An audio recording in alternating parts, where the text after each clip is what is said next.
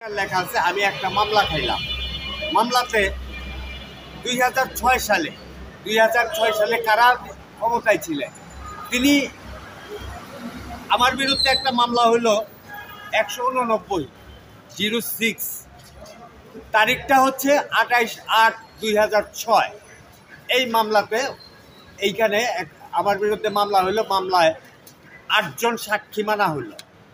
সাক্ষী জানে না, 4 নম্বর সাক্ষী মগর আলী জানে না তাকে সাক্ষী মানা হয়েছে। এখানে আইনজীবী বা ম্যাজিস্ট্রেট, প্রথম শ্রেণী ম্যাজিস্ট্রেট ম্যাডাম দেলোয়ারা বেগম, তিনি একজন বিসিএস ক্যাডারের ম্যাজিস্ট্রেট। তিনি সেই সাক্ষীকে আসলে সে সাক্ষীর বিষয়ে বা এই মামলার বিষয়ে সম্পৃক্ত আছে কিনা সে জানে না, জানে কিনা সেটা সে তদন্ত করার ছাড়াই মামলা গ্রহণ করে নিল, আমাকে জেলে ভরে রাখলেন।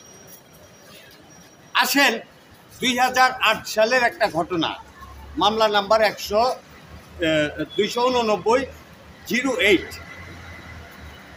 এটা হলো শেখ হাসিনার সময়কাল।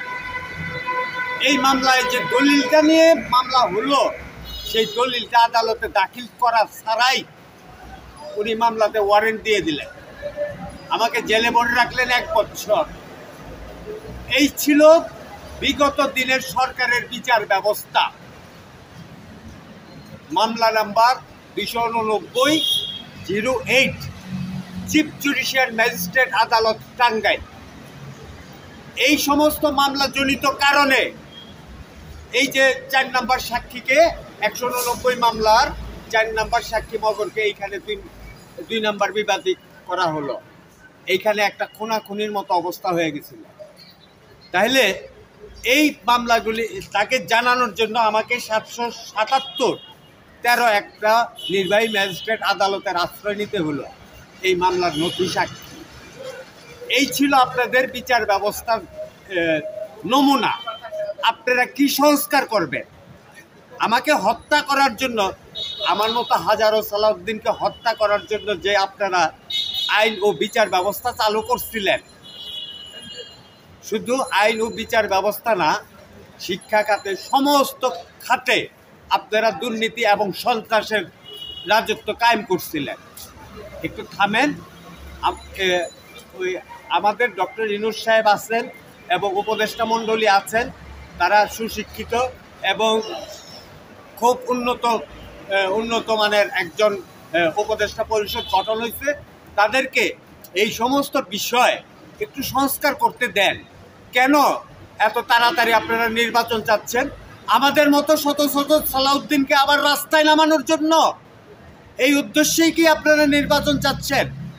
আপনাদের লজ্জা করে না যে আপনারা আবার ক্ষমতা আসতে চান? আমাদের মতো নিরীহ লোককে আমরা খায়া পয়রা বাইচা থাকতে চাইছি, আমাদেরকে আজকে রাস্তায় নামায় দিচ্ছেন কেন? এর জন্য দায়ীকে এই বিগত সরকার। কারণ আমরা চাই বর্তমান সরকার এগুলো সংস্কার করে আমাদের যাতে ভালোভাবে থাকা খাওয়ার একটা সুব্যবস্থা, মানে একটা ভালো পরিবেশ সৃষ্টি করতে পারে।